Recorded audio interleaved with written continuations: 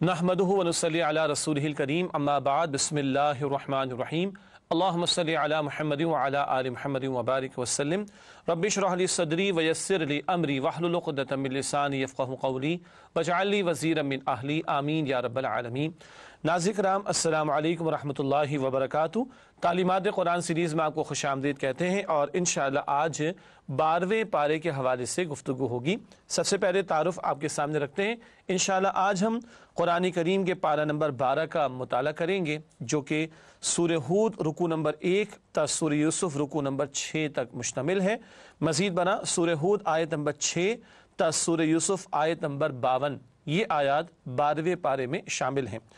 اس کے بعد ہمیشہ کی طرح مقاصد مطالعہ پیش خدمت ہے۔ سب سے پہلی بات، پارہ نمبر 12 کی آیات کے مضامین کا جائزہ آپ کے علم میں ہے کہ سورت کا اوور ویو بھی پیش کیا جاتا ہے، ربط سورت بھی آپ کے سامنے ہم پیش کرتے ہیں اور آیات کا تجزیہ بھی، پھر منتخب آیات کا مطالعہ آج بھی آپ کے سامنے پیش کریں گے، اور آخر میں زیر مطالعہ آیات میں بیان شدہ اہم اوامر و نواہی کا تذکرہ بھی ہوگا، یعنی ڈوز اینڈ ڈونٹس کا بیان۔ ناظرین کرام سب سے پہلے سورہ ہود کے مضامین کا ایک مجموعی اعتبار سے تجزیہ آپ کے سامنے پیش کرتے ہیں۔ اس کا آغاز سورہ ہود کا 11ویں پارے میں ہو چکا تھا، البتہ یہ مضامین کا تجزیہ دوبارہ آپ کے سامنے رکھ رہے۔ پہلی 24 آیات اللہ کی نعمتیں اور بندوں کی ناشکری، اس کا تذکرہ ہے۔ پھر آیات 25 تا 102 رسولوں کی اپنی قوموں کے ساتھ کشمکش، اس کا ذکر ہے۔ کئی رسولوں کے حالات بلکہ 6 رسولوں کے حالات کا بیان آیا ہے۔ آیات 103 تا 111 ایمان بالآخرت کی تفصیلات بیان کی گئیں۔ آیات 112 تا 115 اہل ایمان کے لیے ایمان افروز ہدایات، اہل کفر کے مقابلے میں، مشرکین کے مقابلے میں کیا طرز عمل ہو، اس پر بھی ہدایات دی گئیں۔ اور آیات 116 تا 123 نافرمانوں کے لیے وعیدیں، یعنی مشرکین و کفار کے لیے عذاب کے ڈراوے بیان کیے گئے ہیں۔ یہ تو اوور ویو ہے سورہ ہود کے مضامین کا۔ اب چلتے ہیں سورہ ہود کی وہ آیات جو 12ویں پارے میں شامل ہیں، ان کا تجزیہ آپ کے سامنے رکھنا مقصود ہے۔ سب سے پہلے آیت نمبر 6، ہر مخلوق کا رزق اللہ کے ذمے ہے۔ اس آیت پر بعد میں بھی بات کریں گے، رازق اللہ سبحانہ و تعالی۔ آیات 7 تا 8 اللہ کی عالی شان قدرت اور کافروں کی کج فہمی کہ وہ حق کو قبول نہیں کر رہے اور شرک پر اڑے ہوئے ہیں۔ آیات 9 تا 11 انسان کی کم ظرفی، حوصلہ کم ہوا کرتا ہے، بدلتے حالات میں مشکلات آتی تو چیخنا چلانا شروع کر دیتا ہے۔ آیات 12 تا 14 حضرت محمد صلی اللہ علیہ وسلم اللہ کے رسول ہیں اور قرآن اللہ کا کلام ہے، یہ بتایا جا رہا ہے مشرکین اور مخالفین حق کو۔ آیات 15 تا 16 طے کر لو کہ دنیا کے طلبگار ہو یا آخرت کے، دنیا چاہیے دنیا بھی مل جائے گی مگر آخرت کا پھر خسارہ ہی خسارہ ہوگا۔ آیت نمبر 17 رسالت محمدی صلی اللہ علیہ وسلم پر سب سے بڑا گواہ قرآن مجید ہے۔ خود یہ قرآن اللہ کے پیغمبر علیہ السلام کی رسالت کی صداقت کی دلیل کے طور پر ہمارے سامنے ہے۔ اس کے بعد آیات 18 تا 22 سب سے بڑے ظالم اور بد نصیب لوگ وہ جو ظلم پر اڑے ہوئے ہیں، حق کو جانتے بوجھتے رد کر رہے ہیں، پیغمبر کی بات کو تسلیم نہیں کر رہے۔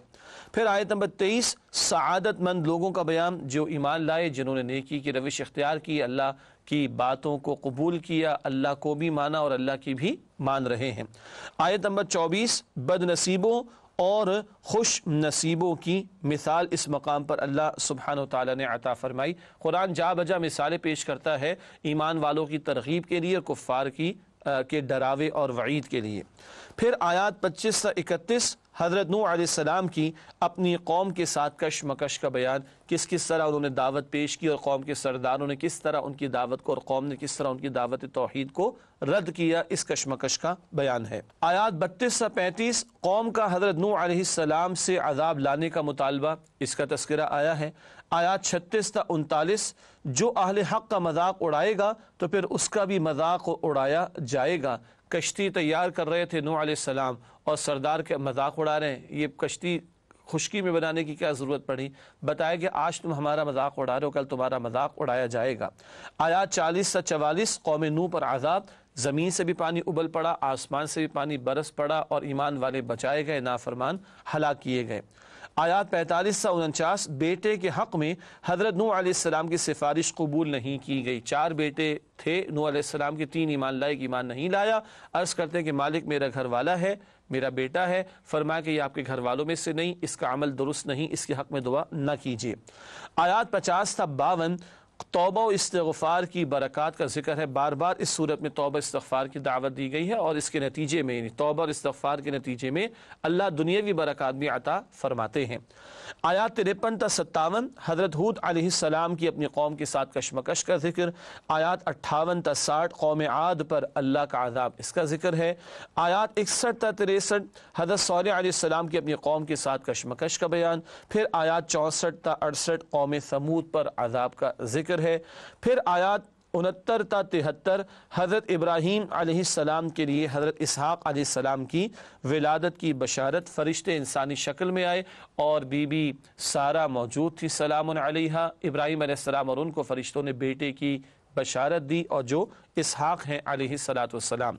پھر آیات 74 تا 76 ظالم قوم کے لیے نبی کی سفارش قبول نہیں کی جاتی۔ قوم لوط پر عذاب آیا چاہتا تھا، فرشتے انسانی شکل میں آئے تھے ابراہیم علیہ السلام کے پاس پہلے، بعد میں انہیں لوط علیہ السلام کی قوم کی طرف جانا تھا۔ ابراہیم علیہ السلام نے درخواست کی کچھ اللہ تعالیٰ نظر کرم فرما دے، مگر بتا دیے کہ جس قوم کے لیے فیصلہ ہو گیا اللہ کی طرف سے عذاب کا وہ ٹالا نہ جائے گا۔ آیات 77 تا 80 قوم لوط کی بے حیائی کا ذکر، معاذ اللہ اس قوم نے ہم جنس پرستی کی گندگی کو اختیار کیا۔ اور نوٹ کیجئے گا ناظرین کرام، آج جس دور میں ہم جی رہے ہیں 21ویں صدی عیسوی ہے، ترقی یافتہ دور کہلاتا ہے، اور آج کے ترقی یافتہ لوگوں نے کئی ممالک میں قانون کے سہارے ہم جنس پرستی کو حلال قرار دے دیا، معاذ اللہ۔ مرد کی مرد سے شادی حلال اور عورت کی عورت سے شادی حلال کر دی گئی، معاذ اللہ۔ اللہ یہ واقعات بیان کر رہے ہیں ہماری عبرت کے لیے، اور آج دیکھیے دنیا کہاں پہنچی ہوئی ہے۔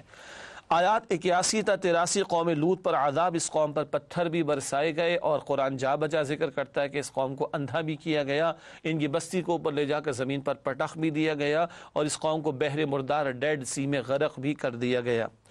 آیات 84 تا 86 حضرت شعیب علیہ السلام کی دعوت توحید انہوں نے بھی پیش کی، اور ان کی قوم ناپ تول کی کمی کے مرض میں مبتلا تھی، بیماری میں اور جرم میں مبتلا تھی، اس سے بھی انہوں نے روکا۔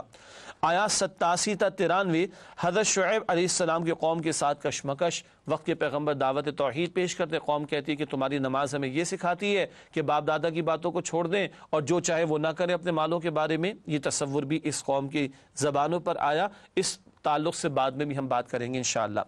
آیات 94 تا 95 قوم شعیب پر عذاب، زلزلہ بھی اس قوم پر آیا، شعلے بھی برسائے گئے، اور ایک زوردار چیخ بھی اس قوم پر مسلط کی گئی تھی۔ آیات 96 تا 99 آل فرعون کا برا انجام، یہ چھٹی قوم موسیٰ علیہ السلام کے تعلق سے ذکر آتا ہے، آل فرعون کی طرف آپ کو بھیجا گیا، مگر ان لوگوں نے بھی حق کو قبول نہیں کیا، ان کو غرق کر دیا گیا۔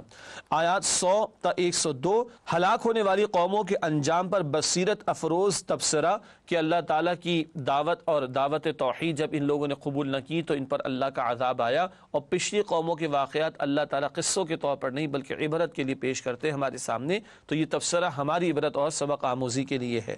آیات 103 تا 109 بد نصیب کون اور خوش نصیب کون، فیصلہ روز قیامت ہوگا۔ دنیا تو دار العمل ہے، یہ عمل کا موقع دیا جا رہا ہے، جو چاہے شکر گزار بنے، جو چاہے ناشکرہ بنے۔ کل سعادت مند الگ ہوں گے اور شقی اور بد نصیب الگ ہوں گے، یہ فیصلے کل قیامت کے دن ہونے والے ہیں۔ آیات 110 تا 111 اللہ کے کلام سے ہر دور میں اختلاف کیا گیا، پیغمبر صلی اللہ علیہ وسلم کے ذریعے اہل ایمان کو تسلی دی جا رہی ہے، حق کی مخالفت تو ہر دور میں ہوئی ہے، جو مشکلات آ رہی ہیں اس کو برداشت کرو اور اس پر صبر کا مظاہرہ کرو۔ پھر آیات 112 تا 115 مشکل حالات میں اہل ایمان کے لیے اہم ہدایات، اللہ کی راہ میں مشکلات تو آئیں گی، صبر کی تلقین ہے، قرآن سے جڑے رہنے کی تلقین ہے، اللہ کے ساتھ تعلق مضبوط کرنے کی تلقین، یہ مضامین بار بار قرآن حکیم میں بیان ہوئے۔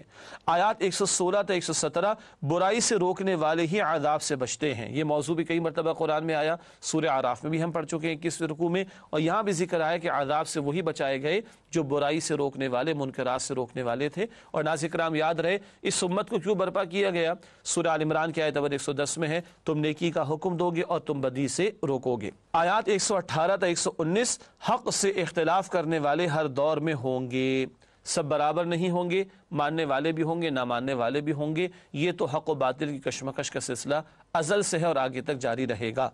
آخر میں آیات 120 تا 123 اللہ کا مشرکین کے لیے دو ٹوک اعلان، جو قبول نہیں کر رہے وہ اپنے لیے عذاب کا سامان کر رہے ہیں۔ اللہ کی طرف سے تو بات واضح، جو چاہے قبول کرے جو چاہے رد کرے، جو رد کر رہا ہے جو انکار کر رہا ہے پھر وہ اللہ کی پکڑ کے حوالے سے متنبہ رہے کہ وہ بچے گا نہیں۔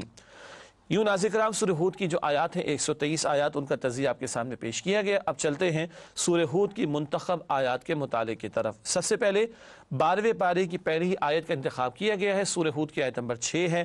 رازق اللہ تعالی ہے، فرمایا وَمَا مِن دَابَّةٍ فِي الْأَرْضِ إِلَّا عَلَى اللَّهِ رِزْقُهَا وَيَعْلَمُ مُسْتَقَرَّهَا وَمُسْتَوْدَعَهَا كُلٌّ فِي كِتَابٍ مُبِينٍ۔ ترجمہ، اور زمین پر کوئی چلنے پھرنے والا جاندار نہیں مگر اس کا رزق اللہ کے ذمے ہے، وہ ان کے رہنے سہنے اور سونپے جانے کی جگہ کو بھی جانتا ہے، یہ سب کچھ ایک واضح کتاب میں درج ہے۔ ہر جاندار اس کے رزق کی ذمہ داری اللہ فرماتے میری۔ بچہ ماں کے بطن میں ہوتا ہے، حدیث میں آتا ہے 4 مہینے کا ہو جاتا ہے بچہ ماں کے بطن میں، تو فرشتے کو بھیجا جاتا ہے اور چند باتیں طے کر دی جاتی جن میں یہ بھی کہ اس کا رزق کتنا ہوگا۔ زمین اللہ نے پہلے بنائی سجائی ہے، بندہ بعد میں بھیجا ہے۔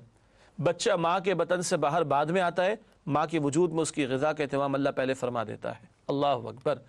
آج ہم پریشان ہیں نا رزق کے تعلق سے، اللہ کہتے ہیں تمہارا مسئلہ نہیں، رزق کی ذمہ داری تو میں نے لے رکھی ہے، اللہ یقین عطا فرمائے، طے ہے۔ اور حدیث میں آتا ہے کہ کوئی شخص، کوئی جی، کوئی جان مر نہیں سکتی جب تک کہ حتی تستکمل رزقہا، جب تک کہ وہ نفس اپنے رزق کو پورا نہ کر لے۔ آخری لقمہ کھائے بغیر جو آپ کے میرے مقدر میں ہے، موت نہیں آئے گی، اللہ کے پیغمبر نے فرمایا صلی اللہ علیہ وآلہ وسلم۔ اگلی آیات جن کا انتخاب کیا گیا ہے وہ آیات 15 تا 16 سورہ ہود کی، دنیا پرستوں کا انجام۔ ارشاد ہو رہا ہے من کان یرید الحیات الدنیا وزینتها نوفی الیہم اعمالہم فیہا وہم فیہا لا یبخسون اولئک الذین لیس لہم فی الآخرۃ الا النار وحبط ما صنعوا فیہا وباطل ما کانوا یعملون۔ ترجمہ، جو لوگ دنیا کی زندگی اور اس کی زیب و زینت کے طالب ہوں، ہم ان کے اعمال کا بدلہ انہیں دنیا میں ہی دے دیتے ہیں اور یہاں ان کے حق میں کوئی کمی نہیں کی جاتی۔ یہ وہ لوگ ہیں جن کے لیے آخرت میں سوائے آگ کے اور کچھ نہیں، اور جو عمل انہوں نے دنیا میں کیے سب برباد، اور جو کچھ کام وہ کرتے رہے سب ضائع ہونے والے ہیں۔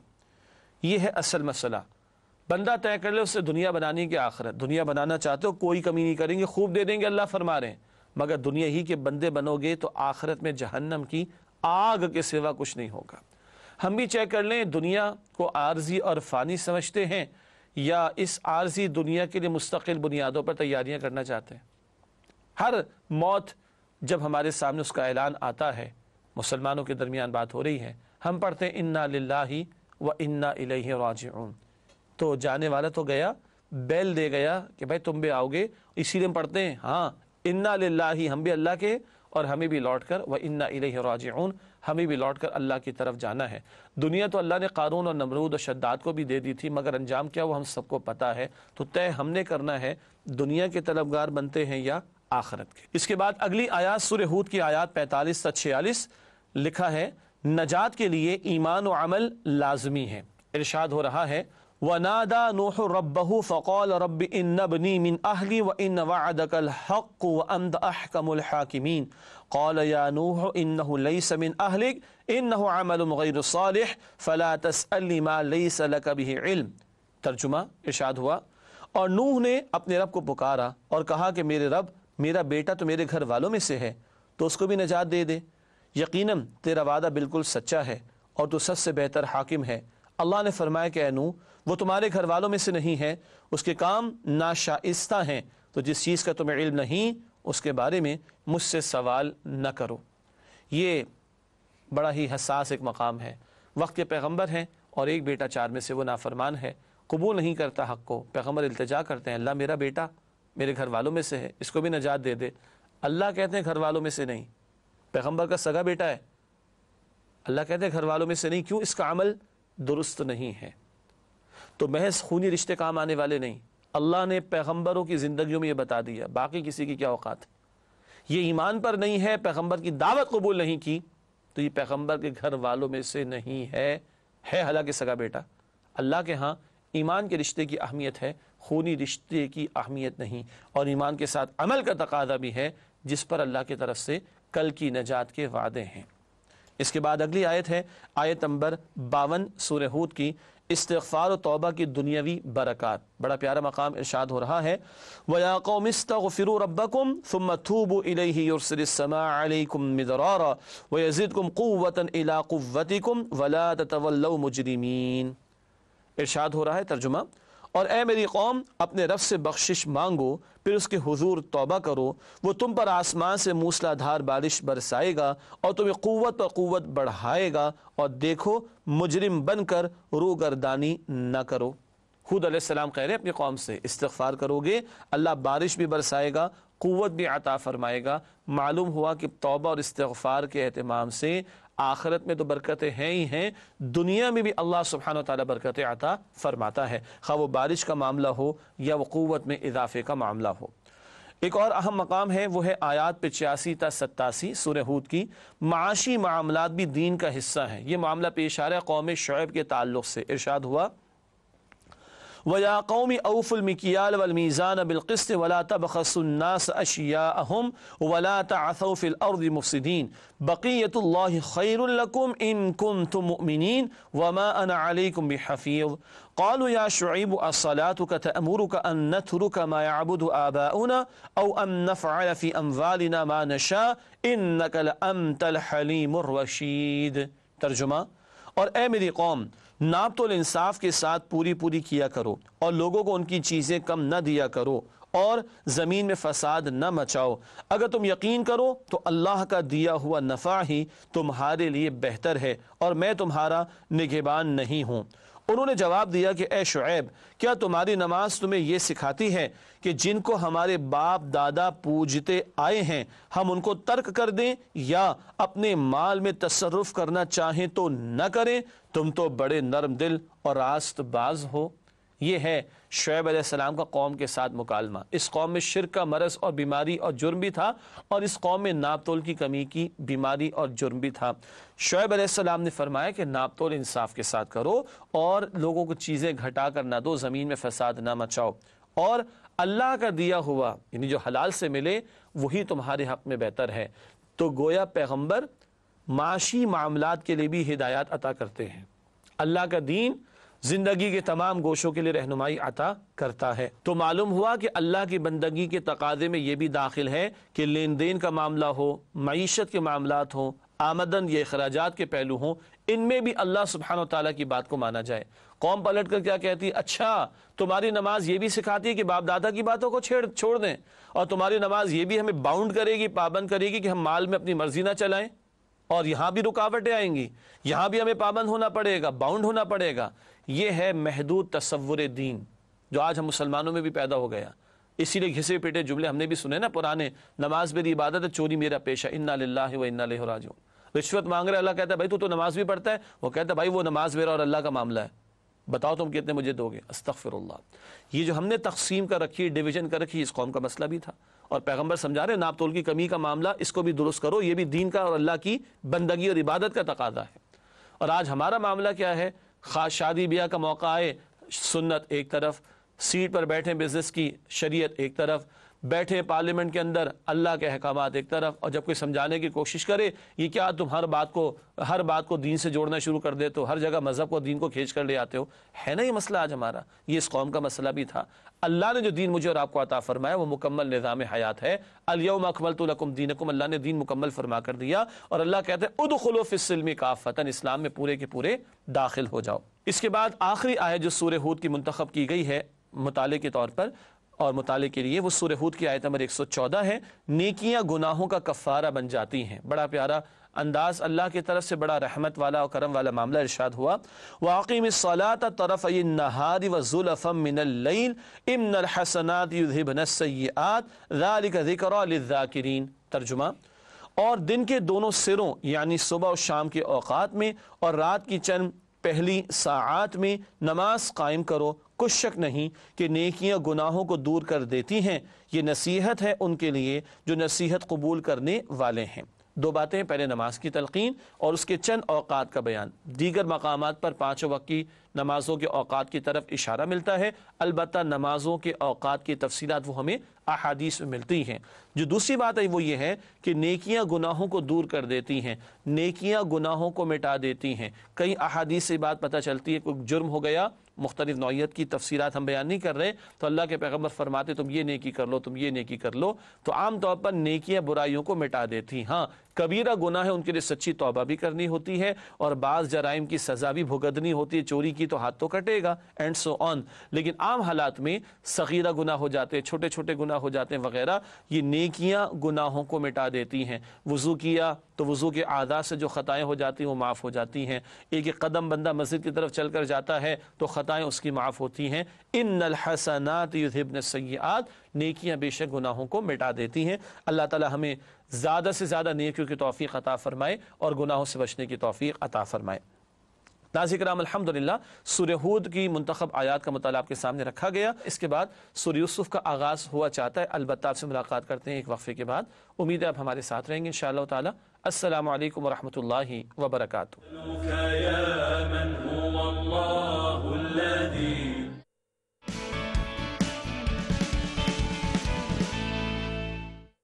چائے بنا رہی ہو؟ پر آپ تو نہیں پیئیں گے نا؟ دعوت پر تو منع کر رہے تھے. وہاں تمہارے ہاتھ کی چائے نہیں تھی نا.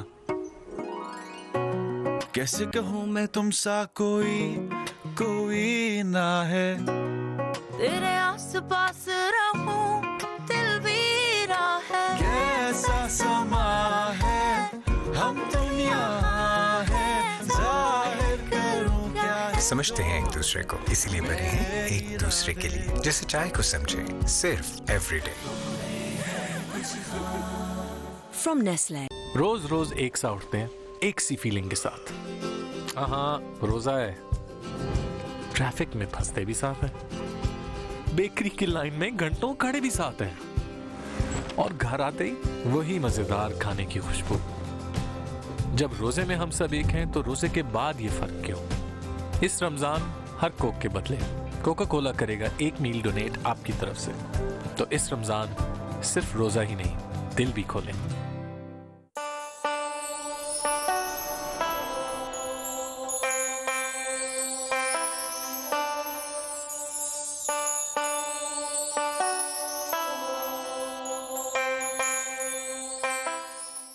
This news update is brought to you by جو صرف ڈیجیٹل نہیں سپر ڈیجیٹل ہو جاتے ہیں. سپر نہیں تو 4G نہیں، جاز سپر 4G.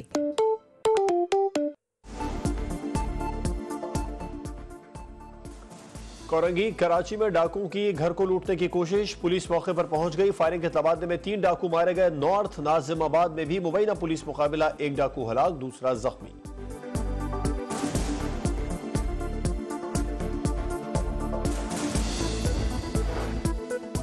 لاہور سمیت پنجاب کے مختلف علاقوں میں بارش. لاہوریوں نے اپریل میں سردی کے مزے چکھ لیے. درجہ حرارت 17 تک گر گیا. گندم کی فصل کو نقصان کا خدشہ، کاشتکار پریشان.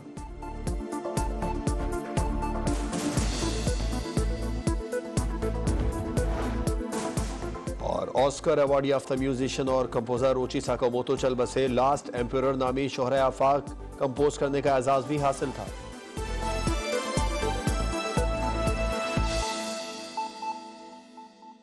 زکوٰۃ کی رقم سے ممکن ہوتا ہے. اس سال بھی زکوٰۃ دیتے وقت سہارا کو یاد رکھیے.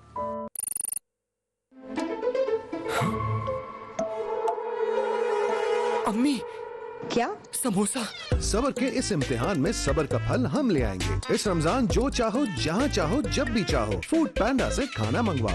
KNNs تاکہ آپ کے پیاروں کو ملتی رہے سیف اینڈ ہیلدی چکن.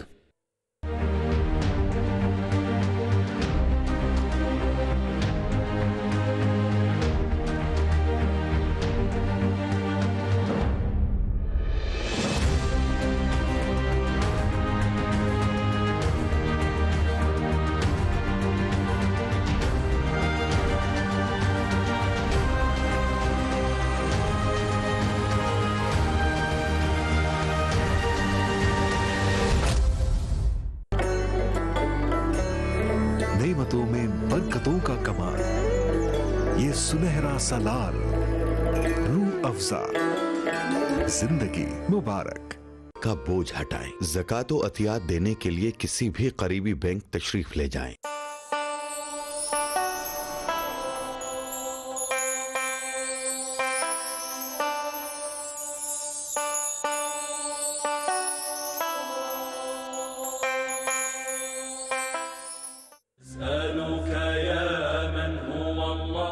अस्सलामु अलैकुम वरहमतुल्लाहि वबरकातुहू। नाज़रीन किराम, तालीमात कुरान सीरीज़ में आपको खुशामदीद। आज हम 12वें पारे के ताल्लुक़ से गुफ्तगू कर रहे हैं। वक्फे से पहले सूरह हूद के हवाले से गुफ्तगू मुकम्मल हुई थी किसी दर्जे में।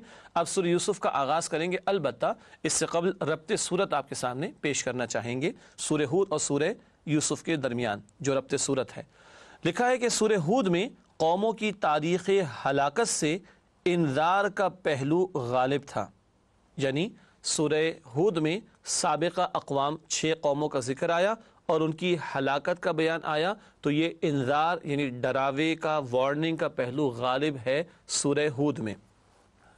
यानी सूरह यूसुफ में अल्लाह की तरफ से यूसुफ अलैहिस्सलाम को जो आसानियाँ अता की गईं और दरअसल उसमें रसूल पाक अलैहिस्सलाम के लिए आसानियों की तरफ इशारा, तो बशारत का पहलू सूरह यूसुफ में सूरह हूद के मुकाबले में गालिब है। मज़ीद बना आगे लिखा है, सूरह हूद में कई रसूलों के वाक़यात का बयान था।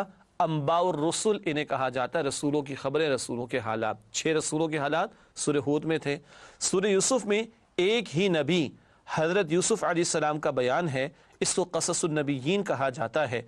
एक ही पैगंबर यूसुफ अलैहिस्सलाम और उनके भी ज़ाती हालात का, घरेलू हालात का भी जिक्र आया है, इसको कहा जाता है क़ससुन नबिय्यीन, अंबिया के क़स्से या वाक़यात जिनमें उनके ज़ाती हालात का जिक्र है। और इस हवाले से सूरह यूसुफ पूरे कुरान की एक मुनफरिद सूरत है। नाज़रीन किराम, अब चलते हैं सूरह यूसुफ के मज़ामीन के तज़िये की तरफ। पहले एक ओवरव्यू की सूरत में तज़िया, फिर आयत ब आयत हम आपके सामने बात रखेंगे तज़िये के तौर पर। पहली 6 आयत हज़रत यूसुफ अलैहिस्सलाम का खुशकुन ख्वाब जो उन्होंने अपने वालिद याकूब अलैहिस्सलाम से शेयर भी किया। फिर आयत 7 ta 18 बिरादरान यूसुफ की साजिश, बड़े 10 भाई थे और उनको हसद हो गया यूसुफ अलैहिस्सलाम से, इसका जिक्र है।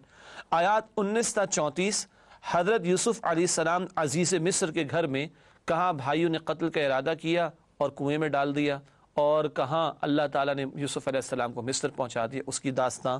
आयत 35 ta 53 हज़रत यूसुफ अलैहिस्सलाम कैद खाने में और उनके साथ एक बुराई का इरादा अज़ीज़ मिस्र एक शख्स की बीवी ने किया और उसकी पादाश में, वो तो पाकीज़ा थे यूसुफ अलैहिस्सलाम, जेल में डाल दिया गया। अब जेल में क्या हुआ, वहाँ दावत दीन भी पेश हो रही है, इसका तस्करा है। आयत 54 ta 57 हज़रत यूसुफ अलैहिस्सलाम शाह मिस्र के दरबार में उनकी इफ़्फ़त और पाकीज़गी का ऐलान हुआ तो बादशाह ने बुलाया। आयत 58 ta 93 बिरादरान यूसुफ दरबार यूसुफ में कहत का दौर आया और यूसुफ अलैहिस्सलाम अब ख़जानों पर मुतअय्यन हैं और भाई जिस इलाक़े कनान में थे वहाँ भी कहत का मामला हुआ। अब वो लेने के लिए आए हैं गल्ला और यूसुफ अलैहिस्सलाम के सामने पेश हुए। आयत 54 ta 101 हज़रत याकूब अलैहिस्सलाम के ख़ानदान की मिस्र आमद, ये 2-3 मरतबा के बाद हुआ है और फिर सारा घराना यूसुफ अलैहिस्सलाम का वो मिस्र आ गया कनान से। आयत 102 ta 111 इंसानों की अक्सरियत के तर्ज अमल पर बसीरत अफरोज़ तबसरा है। इस सूरत के आखिर में बड़ी कीमती हिदायत भी अता की गई हैं। नाज़रीन किराम, मुझे अंदाज़ा है कि इस छोटे से तज़िये से तो बात वाज़े नहीं हो सकती, तो अब चलते हैं आयत ब आयत थोड़ा सा तफसरा आपके सामने रखेंगे। अलबत्ता सूरह यूसुफ का कुछ हिस्सा 12वें पारे में है, उसका तज़िया आज, और बकिया हिस्सा वो 13वें पारे में है, वो तज़िया फिर अगले प्रोग्राम में आपके सामने आएगा इंशाअल्लाह। सूरह यूसुफ की आयत का तज़िया अब आपके सामने रखते हैं थोड़ा तफसील से। पहली 3 आयत, कुरान करीम एक आम फ़हम किताब है, फरमाया गया अरबी में इसको नाजिल किया गया ताकि तुम अक्ल से काम लो, और हम जिन्हें अरबी नहीं आती तर्जुमा तफसीर से शुरू तो करें, फिर अल्लाह तौफीक दे कुरानी अरबी भी सीखें और फिर कुरान का फ़हम भी अल्लाह मज़ीद हमें सबको अता फ़रमाए। आयत 4 ta 6 हज़रत यूसुफ अलैहिस्सलाम का खुशकुन ख्वाब, देखा कि सूरज और चाँद और 11 सितारे उन्हें सजदा कर रहे हैं और ये ख्वाब उन्होंने अपने वालिद को बताया, तो वालिद ने फरमाया कि बेटा किसी से जिक्र ना करना, शैतान लड़ाने की कोशिश करता है। याद रखिएगा यूसुफ अलैहिस्सलाम और उनके छोटे भाई बिन्यामीन, इनकी वालदा हैं, यानी बिन्यामीन और यूसुफ सगे भाई हैं, और याकूब अलैहिस्सलाम की एक और ज़ौजा थी, एक और अहलिया थी, उनसे 10 बड़े भाई, वो 10 बड़े भाई एक तरफ और ये 2 भाई एक तरफ। उन 10 का मामला अब यूसुफ अलैहिस्सलाम के ताल्लुक़ से कुछ हसद का हो जाएगा, इसका तस्करा आगे आया है। आयत 7 ta 18 बिरादरान यूसुफ की साजिश, इन्होंने कहा कि अब्बा जान यानी याकूब अलैहिस्सलाम इस छोटे को तो तवज्जो देते हैं और हम 10 बड़े हैं, क़ुव्वत बाजू भी हमारे पास है और उस वक्त मैन पावर की ज़रूरत भी हुआ करती थी, ये क्या बात हो गई। अब कोई साजिश करने लगे, कहने लगे कत्ल कर दो, माआद अल्लाह माआद अल्लाह। एक बड़े ने कहा भाई इतना जुल्म तो ना करो, किसी कुएं में डाल आओ। یہ سازشیں انہوں نے کی، اور نتیجہ یہ نکلا کہ اگلے دن والد سے پھر اجازت لے کر ڈال آئے، اس طرح کا معاملہ کر آئے اور جھوٹے بہانے بنانے لگے کہ بھیڑیا کھا گیا جو ہے یوسف کو علیہ السلام۔ ادھر یوسف علیہ السلام کنویں میں کئی قافلہ گزرا، اس نے ڈول ڈالا اور یوسف علیہ السلام اس کو پکڑ کر اوپر آ گئے، قافلے والوں نے ان کو مصر میں لا کر فروخت کر دیا، اور وہاں عزیز مصر، عزیز وزیر کو کہہ لیجیے، ایک بڑا صاحب منصب آدمی تھا، اس نے ان کو خرید لیا، اس کی کوئی اولاد نہیں تھی، آگے بیوی سے کہا کہ چلو اس کو ہم بیٹا ہی بنا لیں۔ اب آگے ذکر ہے آیات 19 تا 22، حضرت یوسف علیہ السلام عزیز مصر کے گھر میں، اور ابھی چھوٹی عمر کے ہیں، اور اب ان کی عمر بڑھتی چلی جا رہی ہے، اور اس کے بعد کا کوئی ذکر ہے جو اگلی آیات میں پھر آیا۔ نوٹ کیجئے گا، قرآن قصوں کی کتاب نہیں ہے، قرآن ہدایت کی کتاب ہے۔ یہ نہیں بتایا جاتا کہ اتنے سال گزر گئے اور اتنے سال گزر گئے، نہیں، قرآن کو اس سے دلچسپی نہیں، قرآن تو اہم باتوں کو وہ بیان کرتا ہے جن میں عبرت کا اور ہدایت کا سامان ہوتا ہے۔ آیات 23 تا 29، حضرت یوسف علیہ السلام پاکیزہ کردار کی اعلیٰ مثال۔ وہ جو عزیز مصر تھا، اس کی بیوی نے برائی کی دعوت دینا چاہی معاذ اللہ، اور یوسف علیہ السلام نے اللہ کا خوف اختیار کیے ہوئے تھے، اس کا اظہار کیا کہ میں اللہ کی پناہ چاہتا ہوں، اور وہ دروازے کی طرف دوڑے، اور یہ بھی پیچھے سے ان کے آئی ہے، اور دروازے پر ملا شوہر تو کہنے لگی اس نے مجھے برائی کی دعوت دی، معاذ اللہ ثم معاذ اللہ۔ وہیں پر بھی ایک شہادت سامنے آ گئی، جس سے 2-2-4 کی طرح واضح ہو گیا کہ اس عورت نے ہی برائی کی معاذ اللہ دعوت دی تھی، اور ادھر معافی تلافی کرا دی اس کے شوہر نے، اور بیوی سے کہا کہ تم اپنی گناہ کی جو ہے وہ معافی مانگو، اور یوسف علیہ السلام سے کہا کہ بھئی تم اس معاملے کو رہنے دو، بس کیا کریں، بڑے گھرانوں کے بڑے مسائل ہوا کرتے ہیں، تو اتنا ہی معاملہ یہاں پر ہو سکا۔ اس کے بعد آیات 30 تا 32، بیگمات مصر کا مکر و فریب۔ ادھر عورتوں میں چرچا ہو گیا کہ عزیز مصر کی بیوی نے اپنے غلام کو برائی کی طرف مائل کرنا چاہا، وہ تو اس میں پھنس گئی معاذ اللہ ثم معاذ اللہ۔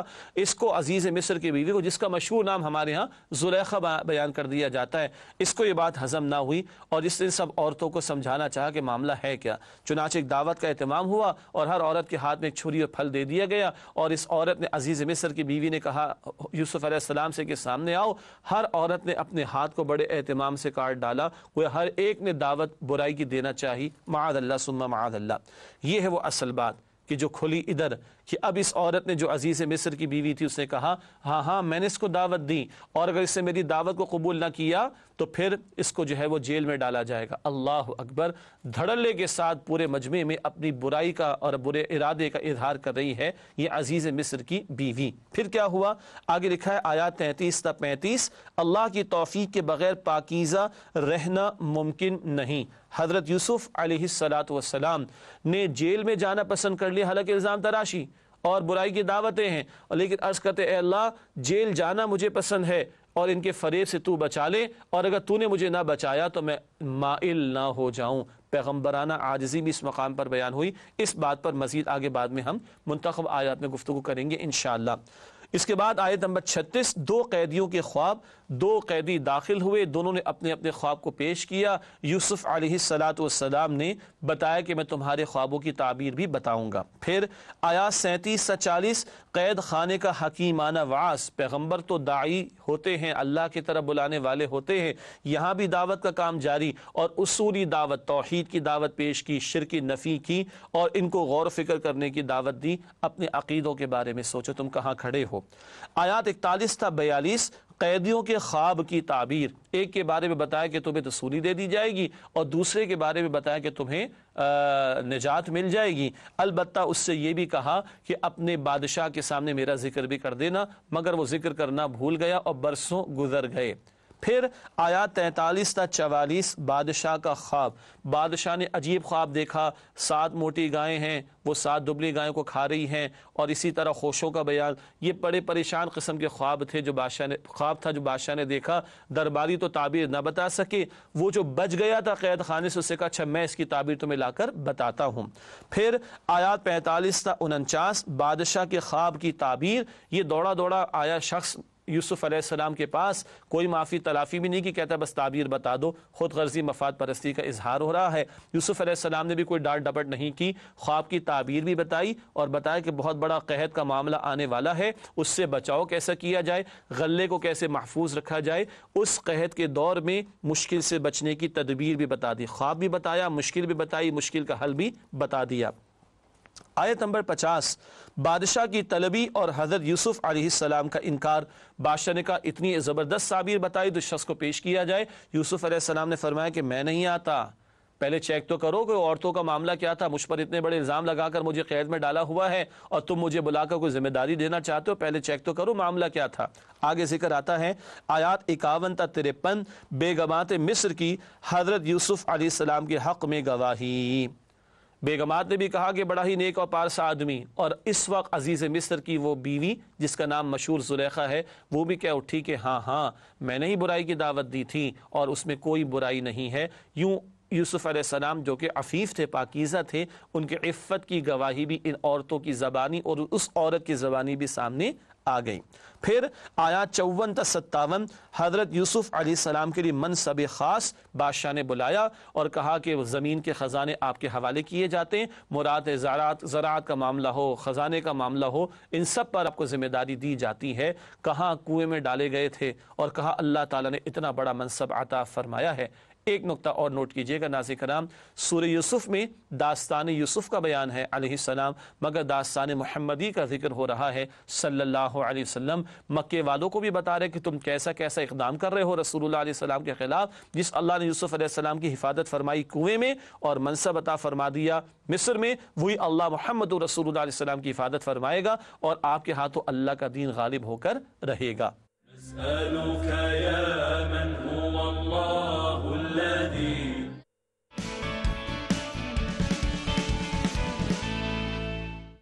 کی زکوٰۃ کی رقم سے ممکن ہوتا ہے. اس سال بھی زکوٰۃ دیتے وقت سہارا کو یاد رکھیے. KNNs تاکہ آپ کے پیاروں کو ملتی رہے safe and healthy chicken. Park View City Lahore, a city of joy and happiness on Main Multan Road at the cusp of Tokar Niaz Beg and Motorway with state-of-the-art infrastructure and world-class amenities. 30,000 people already living in this beautiful city. 5,000 houses under construction, community center and health clubs, parks and zoos. It's a world where dreams come true. Park View City Lahore, a world within a city. नेमतों में बरकतों का कमाल, ये सुनहरा सा लाल, रूह अफ़ज़ा, जिंदगी मुबारक का बोझ हटाएं. ज़कात व अतियात देने के लिए किसी भी करीबी बैंक तशरीफ ले जाएं.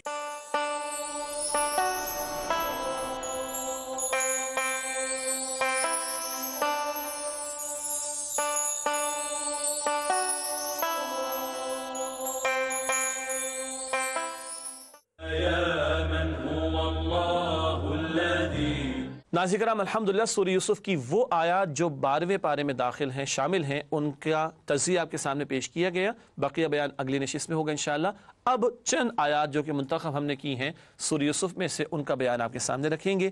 سب سے پہلے آیت نمبر 33 کا ذکر آپ کے سامنے کرنا چاہیں گے. یوسف علیہ السلام کا عاجزانہ طرز عمل. اللہ اکبر. ارشاد ہو رہا ہے قال رب السجن احب الی مما يدعوننی الی والا تصرف عنی کیدہن اصب الیہن واکن من الجاہلین.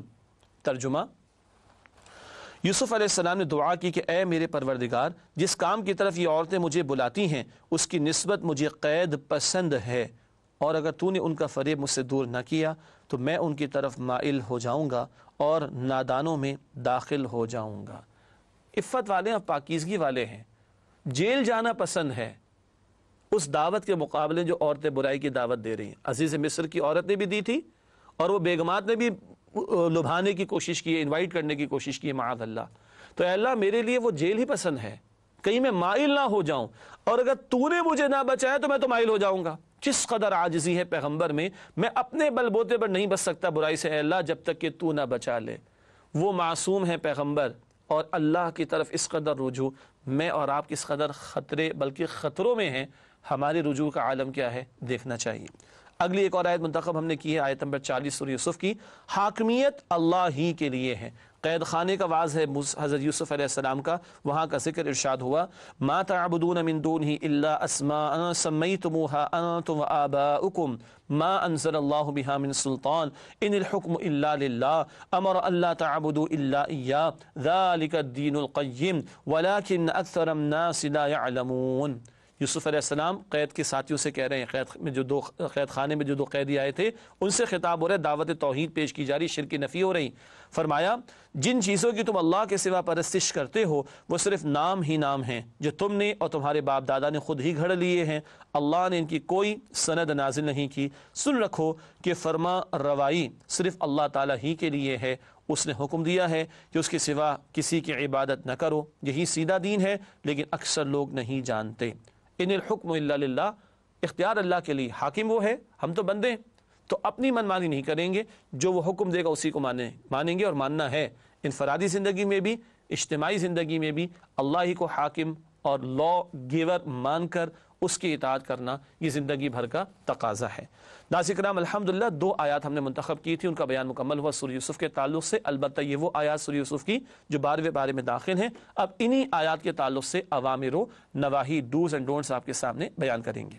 اوامر کے حوالے سے پہلی بات، قرآن کریم پر غور و فکر کرنا، آیت نمبر 2، شیطان سے چوکنا رہنا، آیت نمبر 5، آزمائش پر صبر کرنا، آیت نمبر 18، اللہ کی قدرت کاملہ پر یقین، آیت نمبر 21، اللہ کا خوف رکھنا، آیت نمبر 23، عدل پر مبنی گواہی دینا، آیت نمبر 26، گناہ کی بخشش مانگنا، آیت نمبر 29، برائی سے بچنے کے لیے اللہ سے مدد مانگنا، آیت نمبر 33، اس کا ہم نے مطالعہ بھی کیا ابھی، نیک آدمی سے خواب کی تعبیر پوچھنا، آیت نمبر 36۔ ان دونوں نے قید خانے کے ساتھیوں نے کہا تھا آپ تو بڑے ہی نیک آدمی معلوم ہوتے ہیں، اور حدیث سے بھی پتہ چلتا ہے کہ کسی نیک آدمی سے، صاحب علم آدمی سے خوابوں کی تعبیر پوچھنی چاہیے۔ اس کے بعد علم و صلاحیت کو اللہ کی عطا سمجھنا، آیت نمبر 37، کفار و مشرکین کا طریقہ ترک کرنا، آیت نمبر 37، انبیاء کی پیروی کرنا، آیت نمبر 38، دعوت دین کے ہر موقع سے فائدہ اٹھانا، آیت نمبر 39، قید کے دوران بھی دعوت کا کام جاری، اللہ ہی کی عبادت کرنا، آیت نمبر 40، لا علمی کو دور کرنے کے لیے سوال کر لینا، آیت نمبر 43۔ بہت پیاری سادہ سی بات ہے، مجھے پتہ نہیں تو جس کو معلوم اس سے مجھے معلوم کر لینا چاہیے، اس میں کوئی انسان کو یہ نہیں سمجھنا چاہیے کہ میری عزت میں کمی واقع ہو جائے گی۔ درگزر اور برائی کا جواب بھلائی سے دینا، آیت نمبر 47، کسی الزام کے ساتھ ذمہ داری قبول نہ کرنا، آیت نمبر 50۔ یوسف علیہ السلام نے فرمایا کہ پہلے عورتوں کا معاملہ کیا وہ دیکھو، اس سے پہلے میں قید خانے سے باہر نہیں آتا۔ غلطی کا اعتراف کرنا، آیت نمبر 51۔ ناظرین کرام، سورہ یوسف کے تعلق سے اوامر کا بیان مکمل ہوا ان آیات کے ذیل میں جو 12ویں پارے میں۔ اب نواہی کا ذکر آپ کے سامنے کریں گے انہی آیات کے تعلق سے، ڈونٹس کا بیان۔ حسد کرنا، آیت نمبر 8، توبہ کی امید پر گناہ کرنا، آیت نمبر 9۔ بھائیوں نے کہا کہ چلو ابھی تو بھائی کو قتل کر دو معاذ اللہ، اس کے بعد نیک بن جانا، استغفر اللہ۔ توبہ کی امید پر گناہ کرنا، آیت نمبر 9۔ برے کاموں کے لیے جھوٹ کا سہارا لینا، آیت نمبر 12۔ اعتماد کے حصول کے لیے جھوٹ بولنا، آیت نمبر 14۔ یہ بھائیوں نے والد صاحب کے سامنے جھوٹ بولا، جھوٹے بہانے بنا کر چاہا کہ کسی طرح یوسف کو ساتھ لے جائیں اور اس کو کنویں میں ڈال دیں، معاذ اللہ۔ جھوٹ پر جھوٹ بولنا، آیت نمبر 17۔ برائی کی دعوت دینا، آیت نمبر 23۔ جھوٹا الزام لگانا، آیت نمبر 25۔ کسی کی برائی کو عام کرنا، آیت نمبر 30۔ اپنی برائی کا چرچا کرنا، آیت نمبر 32۔ اس عورت نے خود بھری محفل میں کہا، اور آج جس دور میں ہم جی رہے ہیں گندے اور گناہ کے کاموں کو دھڑلے کے ساتھ علل اعلان لوگ کرتے بھی ہیں اور پھر اس کی ویڈیوز بنا کر پوری دنیا کو دکھاتے ہیں۔ یہ چوری پر سینہ زوری والی بات اور گناہ پر جو ہے وہ جری ہو جانے والی بات ہے، معاذ اللہ۔ نہ کردہ گناہ کی سزا دینا، آیت نمبر 33۔ یوسف علیہ السلام تو معصوم تھے، ان کو جیل میں ڈالا جا رہا ہے، استغفر اللہ۔ شرک کرنا، آیت نمبر 38۔ اللہ کو چھوڑ کر جھوٹے معبودوں کی پوجا، آیت نمبر 40۔ خود غرضی اور مفاد پرستی، آیت نمبر 46۔ خیانت کرنا، آیت نمبر 52۔ ناظرین کرام، یہ نواہی کا بیان بھی سورہ یوسف کے تعلق سے مکمل ہوا۔ سب سے آخر میں فرمان نبوی صلی اللہ علیہ وآلہ وسلم پیش خدمت ہے۔ آپ نے ارشاد فرمایا، دلوں پر بھی زنگ آ جاتا ہے جس طرح لوہے پر زنگ چڑھ جاتا ہے۔ پوچھا گیا اس کا علاج کیا ہے؟ فرمایا قرآن کی تلاوت اور موت کو کثرت سے یاد کرنا۔ بہقی شریف کی روایت ہے۔ اللہ ہمیں کثرت تلاوت قرآن کی بھی توفیق دے اور کثرت سے موت کو یاد رکھنے کی بھی توفیق عطا فرمائے۔